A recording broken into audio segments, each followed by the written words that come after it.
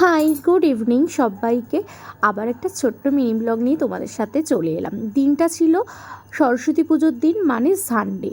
Sunday প্রচুর লোক হয়তো সরস্বতী পুজো করেছে। আমি আমার বাড়িতে, অর্থাৎ আমার শ্বশুর বাড়ি বলা যায়, বিয়ে হয়েছে, যাই হোক, তো সেইখানে কিন্তু আমি আমার ঠাকুর ঘরে ছোট্ট করে পুজো করে নিয়েছিলাম। আমার লক্ষ্মী নারায়ণ, গণু দেবতা আর শিব ঠাকুর, এই ঠাকুরই আপাতত পেতেছি।